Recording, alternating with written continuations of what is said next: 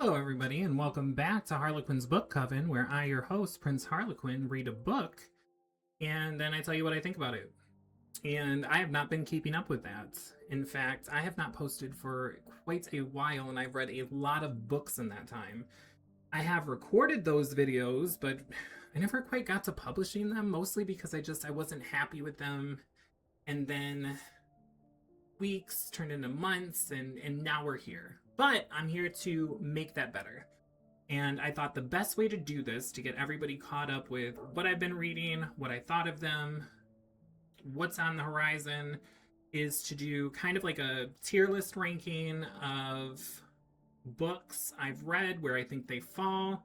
For the books that I have done videos for, I'm not going to go super in depth. I might just make like a few highlights of why they are where they're at and then move on. And I'll make sure to let you guys know which ones those are. And then for the ones that I haven't had a chance to make a video on, or I haven't posted one on, I'll go a little bit deeper as to why it is where it's at, and we will then move on.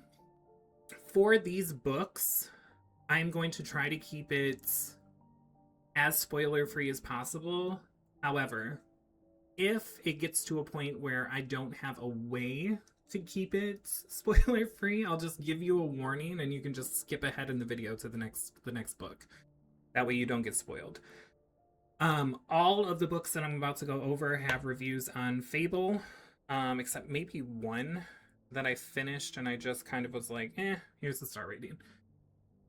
So my username there is Prince Harlequin, easy to find. So if you want to see what my thoughts were the moment I got out of the book, that's what's on there along with their star ratings. I am not going to promise I'm going to give star ratings to every single thing that I go through. We have 24 books to go through. And so I want to try to move through them slightly quick, but also doing them justice for the time I spent with them. So the rankings are as included. Maybe, I don't know. Masterpiece. This is for the 5-star books or books that transcend a rating, because I just think that they did such a wonderful job building the world the book's set in. It stuck with me for weeks. It's left a really large impression, and I just think that it's one of the best books ever. So that's going to be that category. Hauntingly good is going to be 4 and 5-star books, somewhere in that range. Books that are exceptional, excellent, better than good, still sat with me, still stayed on my mind for days after I finished them, or left an impression with me, or a lesson I took from it. That's going to be that category. Fun Ride is going to be a good book. It's not a bad rating, it was just a fun time. There wasn't anything necessarily exceptional about it. There wasn't anything that really like stuck with me, but I had a really good time with it, and I was happy I read it. What did I just read is when we get into the bad ratings and the ratings of books that either A, I got to the end of and I was like, what the fuck did I just read? Or B, it didn't do it for me. Star rating doesn't really matter in this category. It can have a decent star rating while still being what did I just read. So that's kind of like the gray area ranking where I'm just like, we don't have many of those, so, but I will go over why they're there when I put something there. And then we have Absolutely Not. And Absolutely Not is a book I hated, or it wasn't for me. It was poorly written. Anything in that nature. I'm not entirely sure I even have something to put in this category. So it's funny that I made it, and maybe we'll rename it as we're ranking these books and create a different category that we could utilize, because I don't know that I've read anything that I was just like, absolutely not. So, without further ado, I am going to use my review section so I can go in order. And the very first book we have is Clive Barker's Weave World. And I loved this book. I adored this book. This book has sat with me since I finished it. I think I finished it in February. It says 21 weeks ago, so whenever that was. It was either January or February that I finished it, and this was the first book that I read that was just perfect from beginning to end. Down to the last sentence. The last sentence, as simple as it was just like Clive Barker, the masterpiece writer you are. And it's the first book that is going to go in the masterpiece section. If I can find Weave World, there it is. It's different than the version I have, so I couldn't find the image. Weave World is a fantasy book where there is an entire world that's been magically hidden inside of this carpet. Stay with me. I know that sounds ridiculous. It's not. The world inside of that carpet is wonderful, and it's so wonderful and so magical that anybody that's had a chance to like be in it will never be satisfied with normal life, like at all. And so there is conflict. There is an excellent villain that just I loved her. There's also a villain I can't stand. I did an entire video on this book, so I'm not going to get into it. I believe this is my first 5-star book that I had for the year. Arguably, I'd give it 6 stars. It's so good. It's really good. So if you haven't had a chance to read that, go do that. It's wonderful. Right after that, I continued my Clive Barker journey because it was my goal by the end of the year to finish all of his books. We are 6 months in, and the next book I'm about to put on here is the last book I read by Clive Barker. And I don't know that I'm going back anytime soon. I'll explain. I'll explain when we get further. But I'm not in the Clive Barker vibe right now. That's currently what it is. But the next book we have that I read by him is Cabal. And Cabal, I also did a video on, but it was made into a movie called Nightbreed. So if you've seen that, it's the book. And this book disappointed me because I thought reading the book I would get more of a conclusion or what happens after the movie ends, and the book itself is shot for shot the movie, basically. So there was no real like conclusion, there was no extra information really, and therefore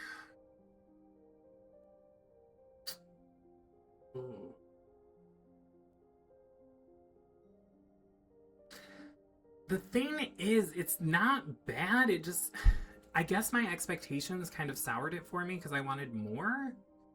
So is that enough to put What Did I Just Read or throw it in Fun Ride?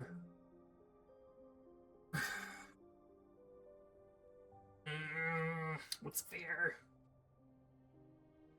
I'm gonna put it in Fun Ride.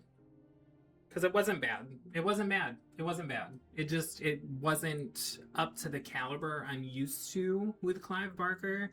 I feel like with Damnation Game and Weave World and Scarlet Gospels and Hellbound Heart, all of them are complete stories, and Cabal just felt very incomplete, and that disappointed me. So I won't put it in What Did I Just Read because I don't think it belongs there, and I won't put it in Absolutely Not because it doesn't belong there. I'd say Fun Ride. Fun Ride. There was, I think the only thing extra in the book was there was a spice scene that was probably like one of the best I've ever read. It was monstrous, and I loved it. All right, moving on. Ooh, the next book is Home Before Dark by Riley Sager. I absolutely adore Riley Sager, and I also want to read through all of his books he's written because they're always a fun time. They're always a fun time. They usually have like really good twists at the end. That's kind of like his gimmick, kind of like an M. Night Shyamalan thing where it's like, hey, you thought you knew what was going on, except Riley sticks the landing like, well, let's see. I read 2, 3, 4, 5, 6. I've read 6 of his books. 5 out of the 6 stuck the landing for me. 6 out of 6 for lots of other people, but there was just one that I was like, and that was Lock Every Door. But I didn't read that this year, and we're not talking about it. However, Home Before Dark actually ended up being hauntingly good.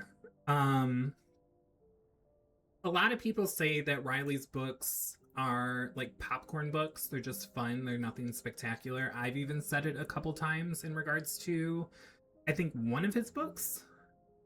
But this one kind of exceeded that. This one took it up, and I appreciate that because I was actually genuinely scared with this book. I was surprised. It was hard to predict. I had a good time though. I had a really good time with it. And it definitely stuck the landing. And it sat with me for at least a week. So good job, Riley. I love that this kind of ascended above where I thought it would be. Because initially when I started reading this, I was like, I'm not a haunted house person. Like that's not my genre of horror that I like. I like slashers, I like things having to do with hell. So like Last Time I Lied is my favorite by him. It has like a campground setting and a mystery going on. The haunted house angle was just like, I don't know. But I ended up being pleasantly surprised, so good job. Love that. Then I continued my Riley Sager journey. I'm trying to figure out where to put all of these physical books while I do this because I had them organized and I can't keep them organized. I guess I could. Maybe. I don't know. Whatever. Then I read Survive the Night. This one. And I was told by my friend who also likes Riley Sager books that she didn't really like this one. This didn't do it for her. And I was just like, man, it sounds so good though. And I read it and respectfully, I disagree. I really loved this book. I thought it was a good time. I don't know that I would put it at hauntingly good. I don't think it quite transcends Fun Ride. I will say the twist, he tried something different and it kind of landed. It didn't completely land for me. So that's where I'm like, because of that, I think we are going into Fun Ride, but above Cabal, because I did like it better than Cabal. Okay. All right. Moving on. Ooh! Then, and I did post a video on this one. I don't think I posted a video on the second one, or maybe I did. Maybe that was the last one I posted. I randomly signed up for Book of the Month, and the first book I got was Phantasma by Kaylee Smith. And Phantasma was my first journey into the world of dark fantasy romance, in which I believe her name is Ophelia, right? Yes. Ophelia, in order to save her sister... Where am I going to put this? Ophelia, in order to save her sister, goes and participates in Phantasma, which is like a traveling circus carnival situation where they have to go through different challenges that represent the 9 circles of hell. And the only rule in Phantasma is don't fall in love, which is such a weird rule, but it makes sense when like you actually read it. I remember when I was reading the synopsis, I was like, that's so random. That's so random. But it works. This completely changed the trajectory of my reading journey. I went from I only want to read horror and mystery thriller books to, oh, now I would like to read fantasy and romance because this did it for me. So I would say I don't think it's quite masterpiece-ish. I think at the time that I read it, I would have said it was a masterpiece. However, since reading more books, I would say this is hauntingly good towards the top. I think that's fair. I'm okay with that. That works for me. And then after Phantasma, I read its sequel. Let me grab it. Hold on. Okay. I read its sequel, Enchantra, and here's the deal with Enchantra. I think, objectively, it is a better book than Phantasma. You can tell the writing's got a little bit better. The world building is much more expansive. The character work is a lot more in depth. It's not as shallow. And I get when people say that they like Enchantra better than Phantasma. They think it's the better book. However, I will say I enjoyed Phantasma more. However, Enchantra made me feel more. It emotionally affected me more than the first book. So, with that being said, Enchantra. I'm still gonna put it below Phantasma for me. And a large part of that is just because I was so obsessed with Blackwell in the first Phantasma. He was just first book boyfriend. He checked all the boxes. He said all the right things. He was written wonderfully, and he didn't get superseded for me in Enchantra with the new love interest. I still liked him. I liked the new love interest, but not Blackwell. That's basically where I end up with on that. And then after reading 2 fantasy romances that were heterosexual, I decided I wanted a gay one. Wanted a gay dark romance. Thinking dark romance meant something else. I thought it meant like dark fantasy. That's what I thought it meant, and it wasn't. And I read Distorted by Nyla Kay. And this is a gay prison book, I guess, in which there is a dark romance that happens between a guard and one of the inmates. And I thought that this was written decently. I liked it. I had a really hard time getting through the beginning because of the things that they would have content warnings about.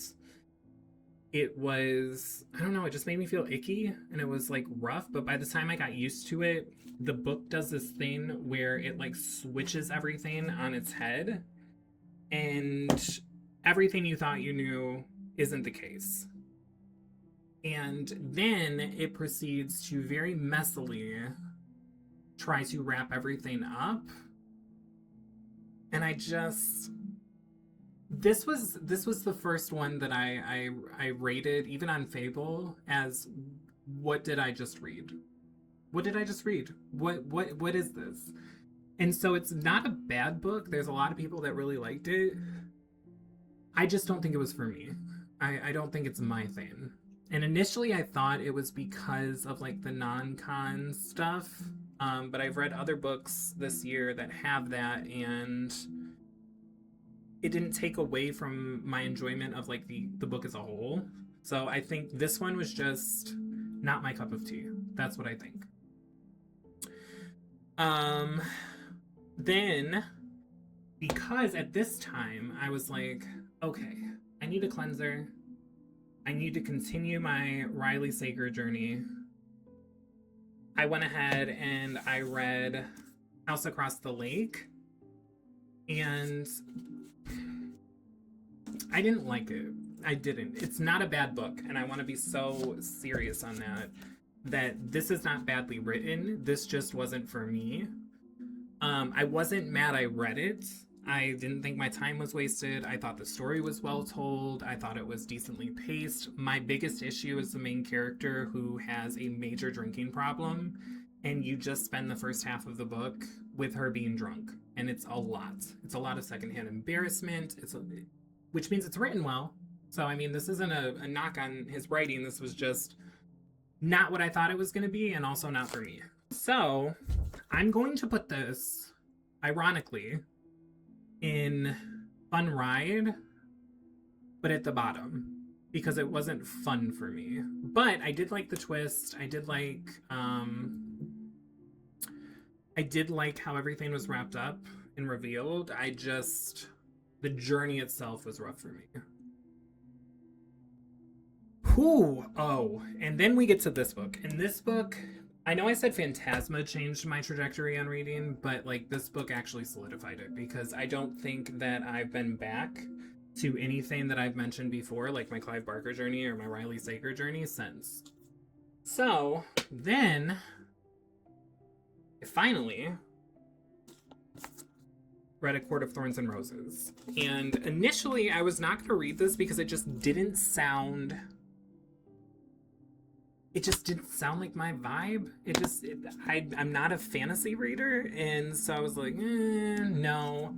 But then my friend's wife read it, and she made him read it, and both of them were like, this is actually really good, you should give it a try.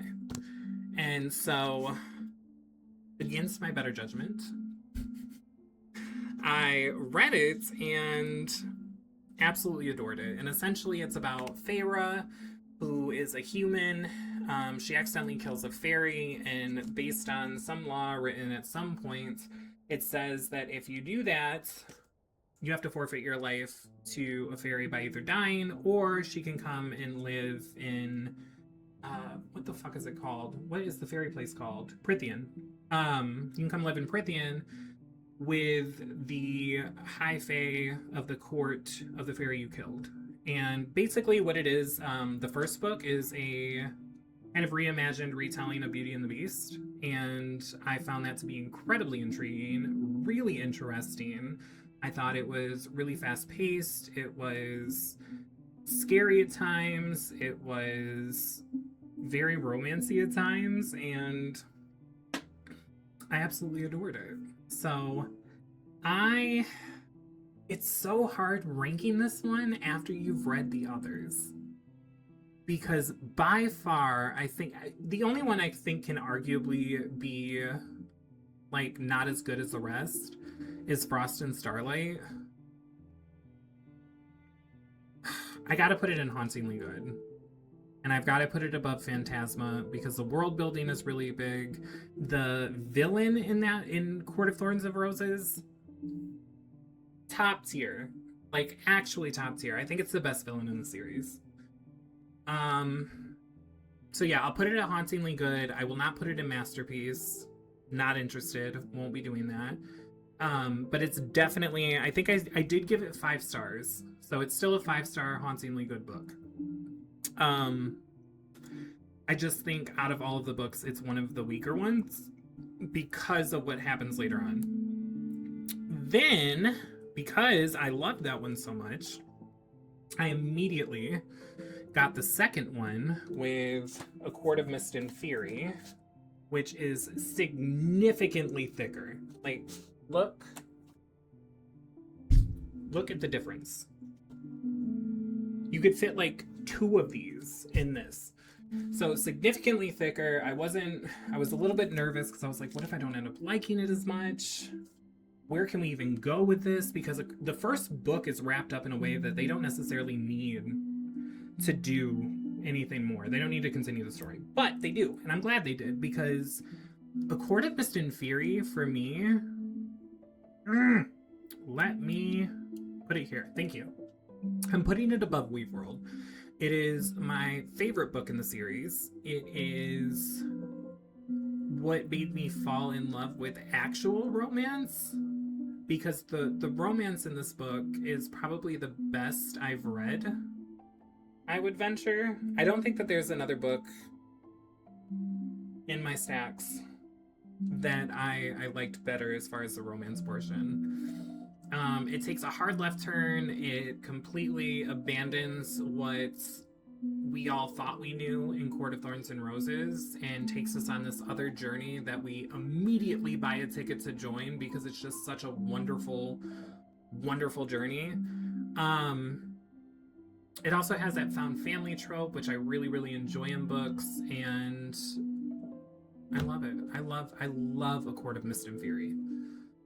So after that, I had bought. Oh, okay, so we're gonna get into this one. So I had went and bought a bunch of books from Barnes and Nobles.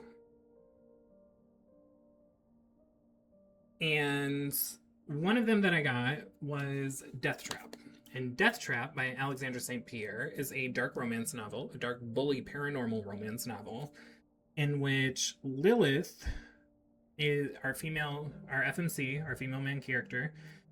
Everybody that Lilith touches dies. And she's been living her entire life being stalked by Death himself. And so her life kind of sucks, right? And it basically states that it's going to be about Death showing back up after he'd been gone for a while, and what happens after that. And so it's a dark romance. I was like, ooh, a dark romance between a human and death. This could be like really, really interesting. I then opened the book. It has like, let me show you. It has an entire page of content warnings. It has a cute little playlist, and then also there is an author's note that's like a page and a half long, warning everybody that even if you are a fan of her books prior to this, and you like how she writes, and you like the dark romance books she writes, that this is by far her darkest, and to be weary, and if it becomes too much, you don't have to continue on, just stop reading. And so that kind of scared me off for a little while, but then I'd spent like almost $40 on this book because Barnes & Nobles is expensive and they ridiculously mark books up. I think it's like $25 on Amazon, I think is when I looked it up. So it's like $15 more expensive to get it like in person. So I wanted to give it a try.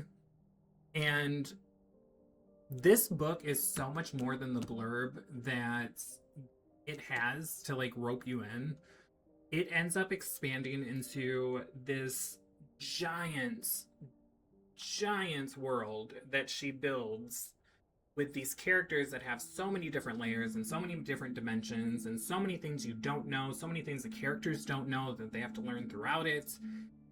Ending in an epic battle. Obviously, it has the love story, and this, I will say, is the book that made me kind of give a second glance to dark romances overall, because I was like, I loved this. Like, this is going straight to masterpiece, and it's going above Mist and Fury. And it's going to stay there. I don't think that I'm going to put anything else. Ooh.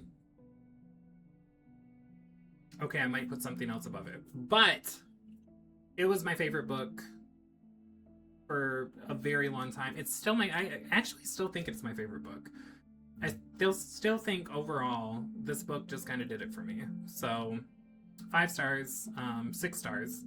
It is not for everybody. She is absolutely right. It is an incredibly dark book. So read the content warnings if you do want to go read it. But well worth it. Nothing like it. I've still not read anything like it since I finished it. Okay, moving on, because we still have tons of books to get through. Oh no, my phone knocked. Okay, perfect. The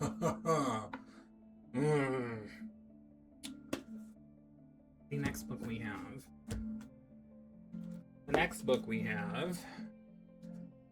is A Court of Wings and Ruin, and this is even thicker than Mist and Fury. And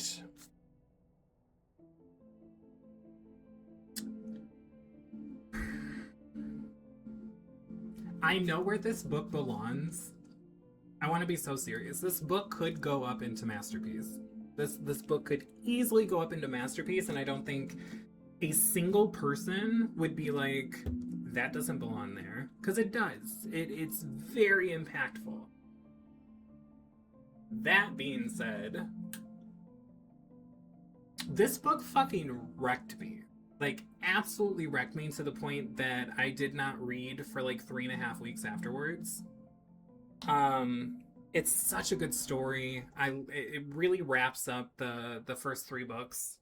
I genuinely feel that ACOTAR could have just been these three books as a trilogy and never had anything else, and it would have been fine. It has an epic finale. It has very high stakes. It has incredibly emotional moments.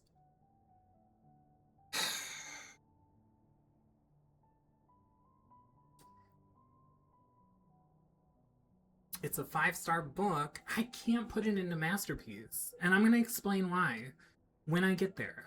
But I'm not putting it in Masterpiece. I will 1000% put it at the top of Hauntingly Good. It's an excellent book. But out of sheer spite and bad feelings I have towards how sad this book made me, no. No, you can't go into Masterpiece. You're not allowed there. You're not allowed there at all.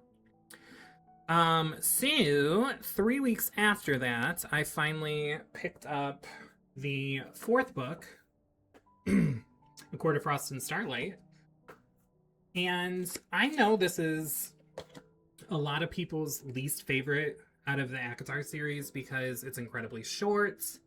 Nothing really happens. It's very much just a chill 200 and some page book, right? I think it's 200 pages. I'm pretty sure it is. Correct. Where is it? Yeah, it is. That being said, after Winds and Ruin, I'm fine with that. I am fine with getting to spend 230 pages with the characters that I absolutely adore and love, and not having them be in mortal danger. I don't need that every book. I don't. After Mist and Fury, and then how that ended, and then Court of Winds and Ruin, and the entire last like 100 to 150 pages of that book, we're fine. We're fine. We can have a chill ride. So I'm actually gonna put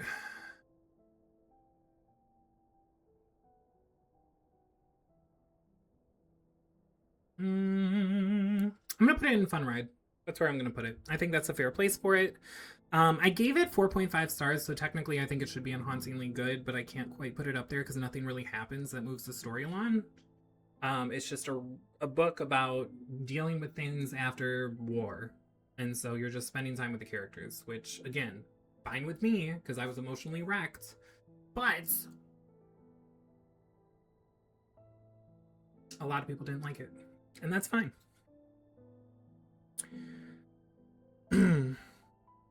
Then, because I love Death Trap so much, it is a duet, and so they have a second one called Hellcat, in which we get to kind of spin off into a journey with two of the characters from the first book. So it's not like a sequel per se, but it's kind of like how Kiss the Villain and Her Soul to Take, and how all of these books, they have like sequels within the series, but it's more of a spin-off going off of different characters.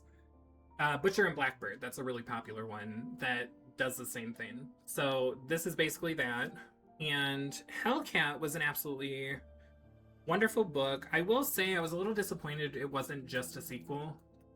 I would have really liked to spend more time with Lilith and Ramel. But getting to spend time with Shem and Gabriel, I also was okay with that. And it's a dark paranormal bi romance, so, which honestly, mostly gay. And I'm good with that. That isn't like a bad thing. I'm glad it was mostly gay. It's exactly what I wanted. But overall, much less dark than Death Trap. A lot easier to get through. There is one sequence within the book that was really rough to just kind of get through, but after that there wasn't really anything else like that. So excellent job. I will put Hellcat at Hauntingly Good, putting it above Winds and Ruin because fuck that book for how much it hurt me. And then after that I moved on to Her Soul to Take by Harley LaRue, and this book was It's a dark romance with a soul-hungry demon and a human. And so it has like secret society stuff. Obviously, read the trigger warnings and content warnings because there's lots of stuff in here. This doesn't necessarily have non-con in it, which was absolutely wonderful because every dark romance I had read prior to this, with Hellcat and Death Trap and Distorted, all had non-con as like not so much with Hellcat, but Distorted and Death Trap, lots of non-con. Hellcat, one scene, the scene I talked about with the non-con, this is consensual non-con, so it's not actual, but it's, I don't know. Romance with a demon, loved it, had a good time with it. What did I give it? Oh, I gave it 4.5. Oh, this is the book. I read this book in a day. So I read 485 pages in one day. So actually, I'm putting this in hauntingly good. But if it didn't leave an impression on me that tells me why I would put it in hauntingly good, why would I do that?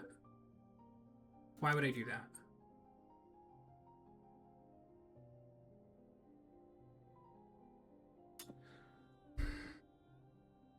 You know, this is my list. I don't even need a reason. I can just do it because it's mine, right? But I don't want to.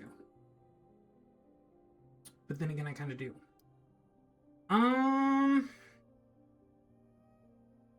would say Fun Ride. I would say top of Fun Ride. Top of Fun Ride, maybe bottom of Hauntingly Good. I'm gonna have to think on it. There's something to be said for a book that you can just sit down and just read from start to finish. So, no, bottom of Hauntingly Good. I don't think that there was anything particularly special about it, but I love a story with a demon in it, as you can tell from Hellcat and Death Trap. So that on its own, hauntingly good. Then, what did we read? What did we read next? Oh, this book. Then I went on a journey with Alexandra St. Pierre because I had read 2 of her books and I loved both of them. And so I was like, I kind of want to read the rest of them. I want to check them out.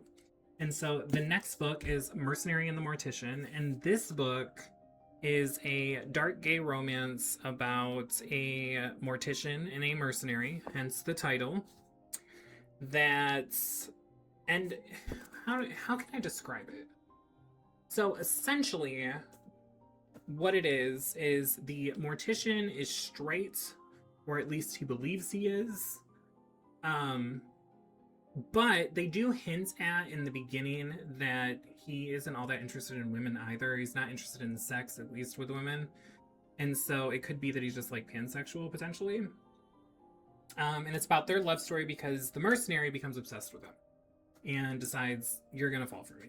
That's gonna happen. And it was a wonderful ride. It was very emotional. I liked it a lot. I was very attached to Cal, the mercenary. He was really fucking funny. He also was crazy. He was just a lovable little psycho. And that's my favorite kind of book boyfriend. So, yes. I would say it doesn't quite cross into masterpiece territory, but it was better than Hellcat. Yes.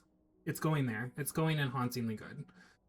I gave it 4.5 stars, I think. Yes, I did. I forgot, that was one that I did not leave thoughts for as to why I didn't like it, or why I didn't like it enough for it to be a 5-star book. Interesting. And I don't remember, but I did like the journey. I did like the journey, and I did like the characters, and it is a wonderful book. And then after that, I moved on to her most recent book, which is Neurovance. And Neurovance is a dark techno thriller romance in which essentially there is a high-tech company that has this machine that can delete memories. And they're trying to get it to be able to rewrite memories, which can get very dangerous. I'm not big in the techno thriller vibe, but I really loved this book. And emotionally, this almost wrecked me. This wrecked me comparably to how Wings and Ruin did it, but how do I put this? Alexandra St. Pierre typically has probably one of the best author's notes at the back in her acknowledgments or whatever. And at the end of this book, after she devastated us and after she hurt our hearts and broke our souls, she had a little therapy sesh. She had a little therapy sesh at the back. And I will always appreciate that because I felt better when I got done reading it.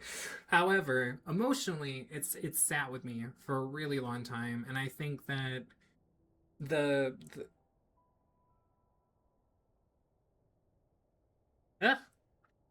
getting emotional now. I don't think that the blurb does it justice, and I think that everybody should read this. And I think out of all of her books, this is probably the most palatable and easy to read for everybody. It is heavy on the smut, but the thing that I like about her books specifically is they are always heavy on the smut, but it doesn't take away from the depth of the story or the story outside of that by and large. Like it's still a fully fleshed out story. It's still a fully fleshed out characters and world and universe. And then it's also hot. So this I am putting up here. And this is the one that I think I could technically put above Death Trap, but I can't. I just can't. I can't. Because I would reread Death Trap before I would reread Neurovance, just because I like the theme better with like, well, I don't want to give anything away, but I like the theme better than Neurovance. But I think they're kind of neck and neck. They could both be at the top spot. And then I was scrolling through the Mail Romance section of Reddit to see recommendations and different things, and somebody brought up Kiss the Villain by Rena Kent. And I seen a lot of people said that they loved it. A lot of people said that they loved the Renaverse, and I was like, oh, so there's like tons of other books to get into. This would be one that I want to give a shot to. The problem is, I don't like mafia romances. And this felt very mafia romance. So it wasn't bad. I wasn't mad I read it. But it just wasn't my vibe. And so I'm gonna have to put Kiss the Villain. I'll put it at Fun Ride. Right below Survive the Night. Right below Survive the Night. I like it. Alright, and then I finished Kiss the Villain, and my friends wanted to do a buddy read of I, Medusa, this book.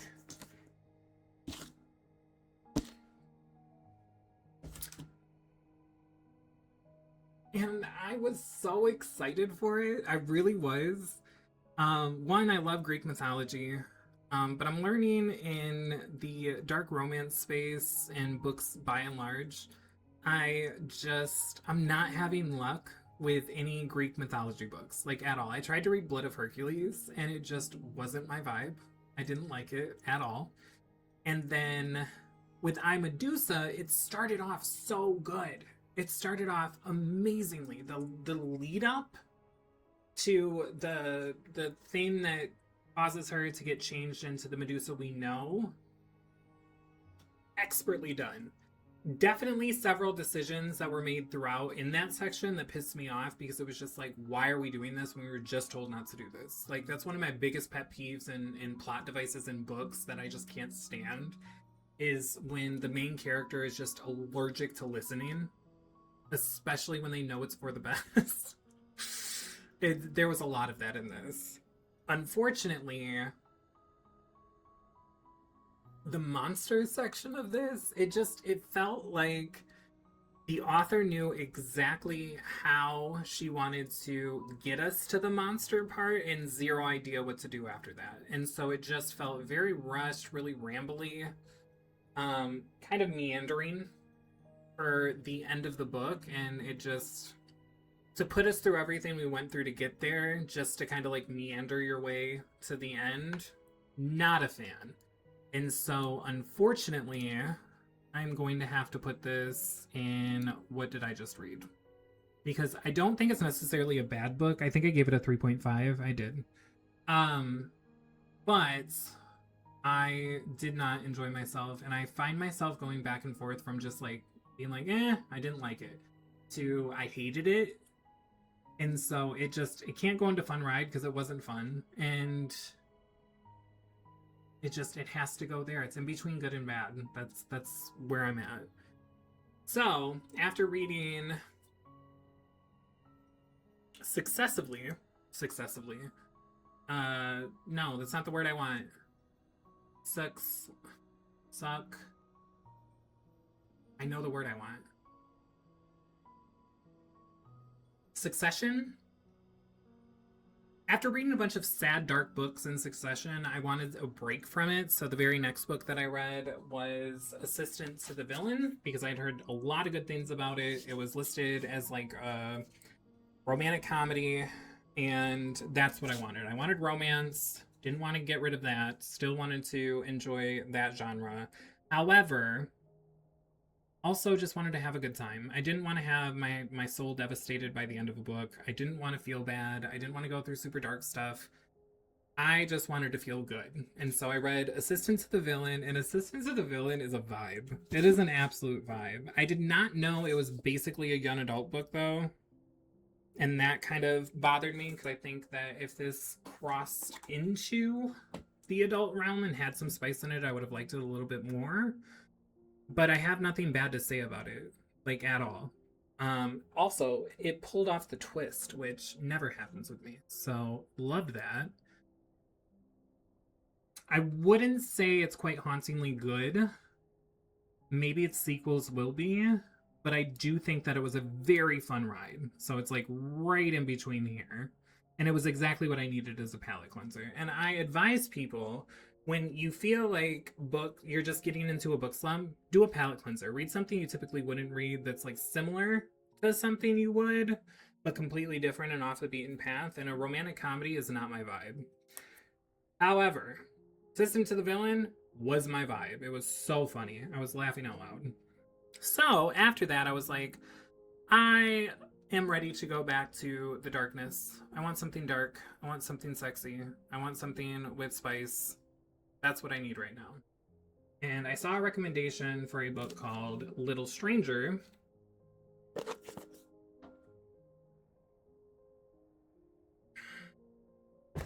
This book,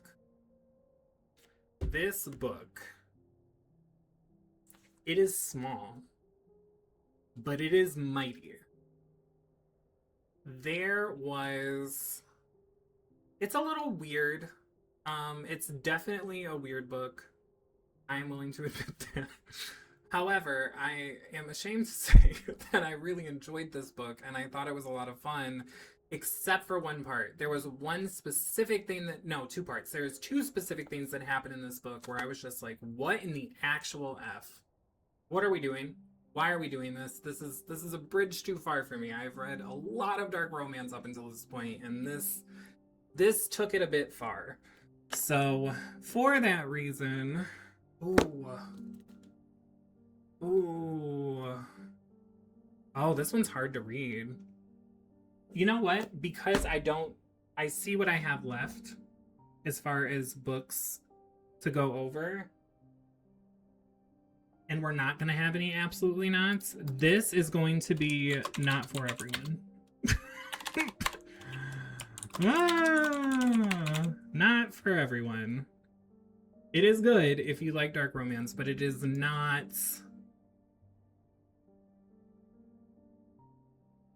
It is not for everyone. And it is definitely very dark. So this is not something that is like for newbies going into dark romance. At all. But I loved it. I had a good time with it.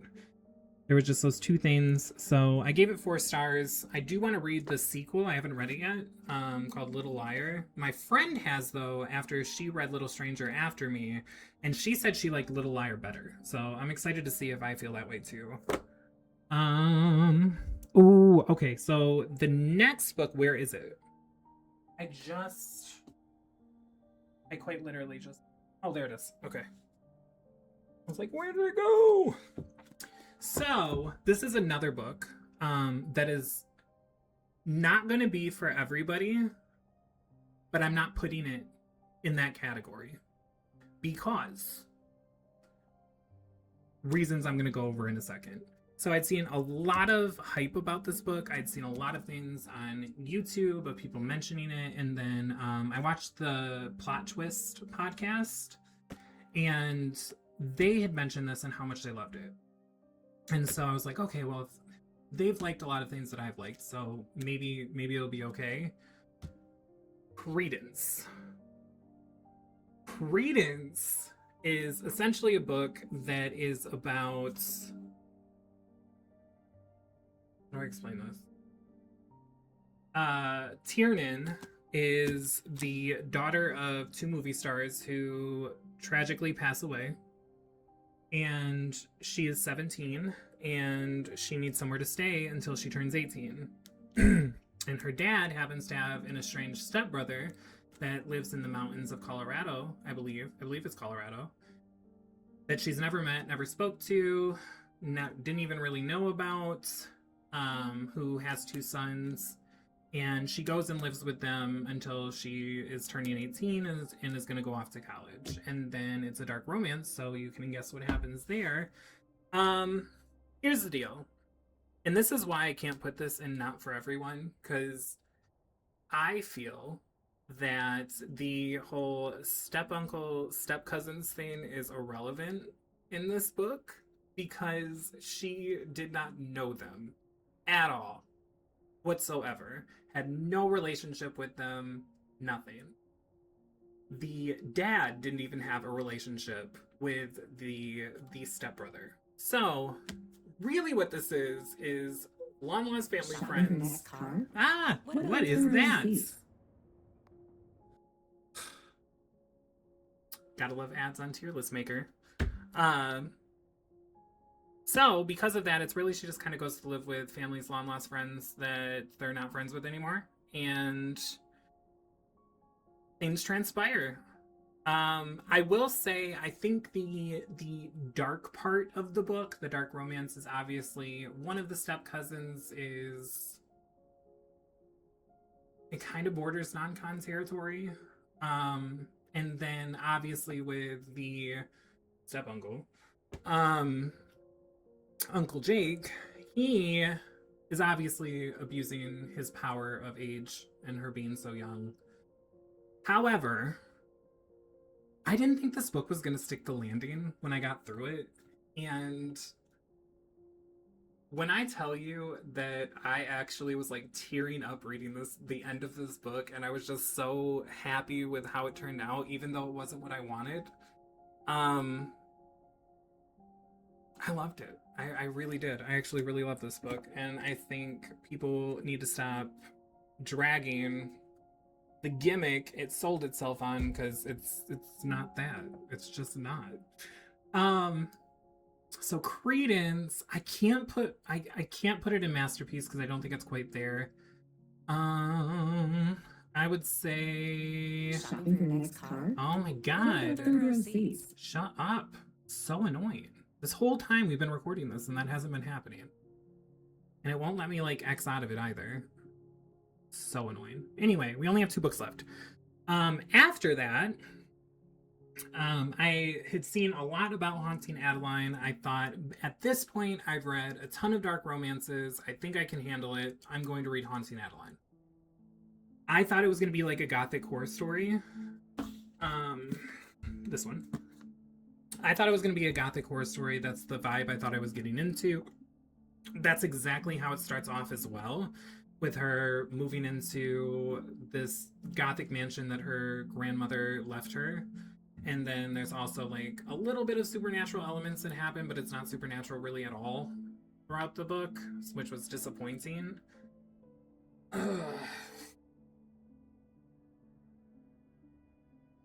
You know what? I'm very glad we created Not For Everyone. Oh my god, shut up. Shop for your own car.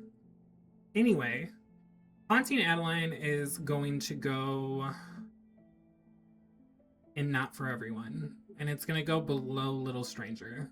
Because the issue that I had with Haunting Adeline, and that I maintain and will, like, it's a hill I'll die on, is it just, there's no answers. There's none. And I understand that at the very beginning of the book, it says, and I quote, this book ends in a cliffhanger.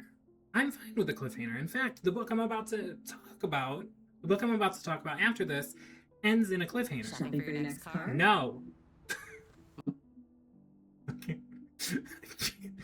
Oh my god. Anyway, ending in a cliffhanger isn't a bad thing. The bad thing is creating so many questions that you don't answer by the end of the book that it makes me mad that I have to read another book to get those answers. Because truth be told, if most of those answers were answered in the first book, I probably wouldn't go forward. And maybe that is why there is no answers in this book, so you're forced to go forward. However,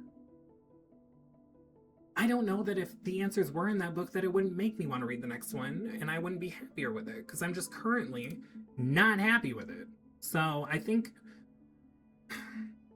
I just didn't like it. That's all. I wasn't a big fan of it. I moved on to Crown Me Dead because one of my friends mentioned it and stated that it looked really good and they were going to read it. And so I too wanted to read it. Where's Crown Me Dead? There it is.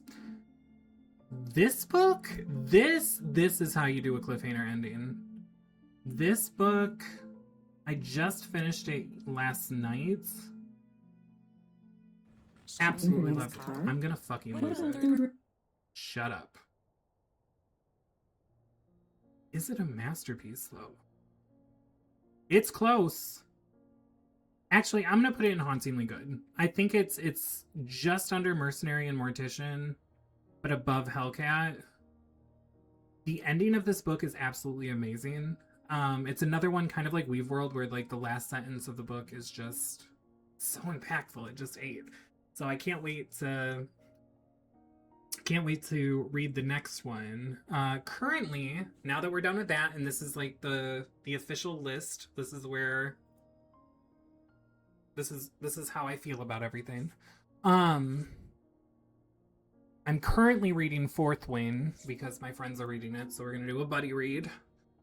And after that, I'm gonna read Crown Me Yours. And then, regrettably and reluctantly, I'm going to read Hunting Adeline because I want answers. And then Little Liar, because I do want to read that. So that's what's coming up. This is what I've read throughout the year since I stopped uploading videos about what I read. Let me know if there's any of them individually you want more information on or you think I should do a video on. And I will see you in the next video. I hope it is not so far from now like it was from the last video to now. I'm sorry I disappeared. I will try to be better. I'll talk to you guys later. Have a wonderful day.